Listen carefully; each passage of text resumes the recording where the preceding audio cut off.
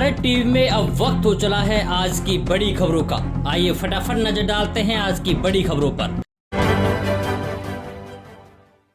पहली जो बड़ी खबर सामने आ रही है वो आ रही है मेवात जिले के नुहू से, जहां पर कांग्रेस के कार्यकर्ताओं ने पेट्रोल और डीजल के बढ़ते दामों को लेकर के विरोध प्रदर्शन किया है।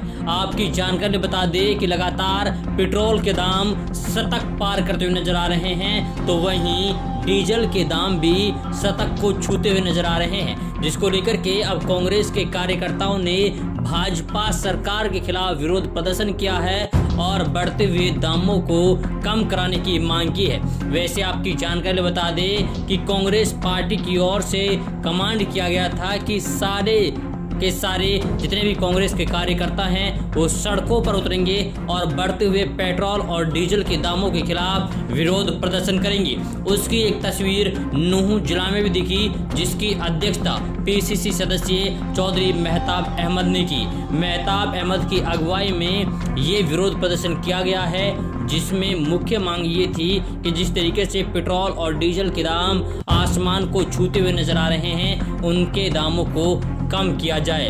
वैसे पीसीसी सदस्य चौधरी मेहताब अहमद ने भाजपा सरकार पर तंज कसते हुए कहा है कि जब से भाजपा सरकार सत्ता में आई है तब से महंगाई लगातार बढ़ती गई है और जितने भी किसान हैं, मजदूर वर्ग के लोग हैं, उनकी जेबों पर डाका डालने का काम भाजपा सरकार द्वारा किया गया है।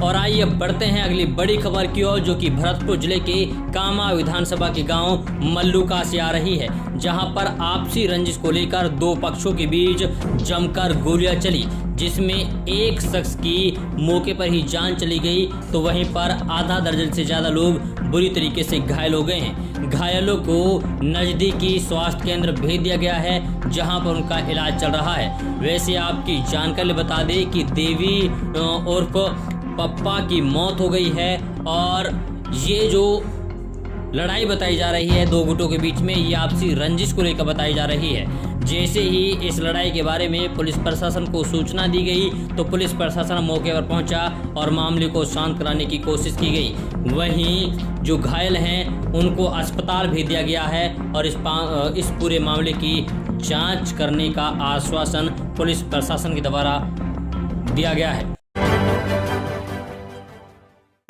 और आइए बढ़ते हैं अगली बड़ी खबर की ओर, जो कि राजस्थान के भरतपुर जिले के कामा विधानसभा के गांव कनवाड़ी से आ रही है, जहां पर दो सगे भाइयों के बीच में झगड़ा हो गया और इस झगड़े के बीच 5 लोग बुरी तरीके से घायल हो गए हैं। आपकी जानकारी बता दें कि सोहन नाम के पीड़ित शख्स ने बताया है कि उसने अपने भाई के पास से जमीन खरीदी थी और उसके बाद जब वो अपनी जमीन की दीवार कर रहे थे, तो इसी दौरान उसका दूसरा सगा भाई 5-7 बदमाशों के साथ आया और उसके बाद में उसके परिवार के ऊपर हमला कर दिया, जिसमें सोहन और सोहन के पुत्र गौरव बुरी तरीके से घायल हो गए हैं। तो वहीं दूसरी पार्टी के 3 लोग घायल हो गए हैं, जिनको अस्पताल भेज दिया गया है और उनका इलाज चल रहा है। वहीं पुलिस प्रशासन ने मौके पर पहुँच कर के लड़ाई को शांत कराया और साथ ही जितने भी घायल हैं उनको सामुदायिक स्वास्थ्य केंद्र भेज दिया है, जहाँ पर उनका इलाज चल रहा है। और आइए अब बढ़ते हैं अगली बड़ी खबर की ओर, जो कि हरियाणा के नुहू जिले से आ रही है, जहां पर आसिफ मामले को लेकर के एक महापंचायत का आयोजन किया जा रहा है। आपकी जानकारी बता दें कि आसिफ खेड़ा खलीलपुर के रहने वाले थे, उससे कुछ बदमाशों ने मिलकर इस दुनिया से हमेशा के लिए अलविदा करवा दिया। और जैसे ही आसिफ के निधन की खबर पूरे मेवात इलाके में फैली, तो पूरे मेवात के लोग सड़कों पर उतर आए और ये एक ऐसा मामला रहा जो बहुचर्चित रहा। ये मेवात ही नहीं बल्कि देश भर में ट्रेंड करने लगा। सोशल मीडिया से लेकर ग्राउंड तक लोग सड़कों पर उतरकर आसिफ की हत्यारों को फांसी की सज़ा दिलवाने की मांग करते रहे और आसिफ के हत्यारे हैं उनको कड़ी से कड़ी सज़ा दिलवाने की मांग करते रहे। ऐसे में नुहू जिले की पुलिस प्रशासन ने तत्परता दिखाते हुए तुरंत कार्रवाई करते हुए उनमें से 6 लोगों को तुरंत गिरफ्तार कर लिया। उसके बाद में धरपकड़ अभियान चलाया गया, जिसमें टोटल 13 आरोपी गिरफ्तार कर लिए गए। लेकिन पुलिस प्रशासन ने 4 लोगों को जांच में निष्पक्ष पाया और उसके बाद में उन्हें डिस्चार्ज रिपोर्ट देकर के रिहा करवा दिया गया है। हालांकि कुछ लोगों का मानना ये है कि जो हिंदुओं की महापंचायत हुई थी उसका दबाव था, जिसकी वजह से ये 4 आरोपी निकाल दिए हैं। हालांकि पुलिस प्रशासन का कहना ये है कि इस पूरे मामले में निष्पक्ष तरीके से जांच की जा रही है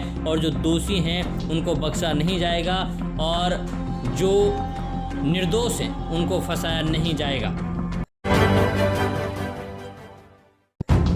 और आइए बढ़ते हैं अगली बड़ी खबर की ओर, जो कि हरियाणा के मेवात जिले से आ रही है, जहां पर एटीएम से रकम निकालने के बाद पुलिस से शिकायत भी करते थे।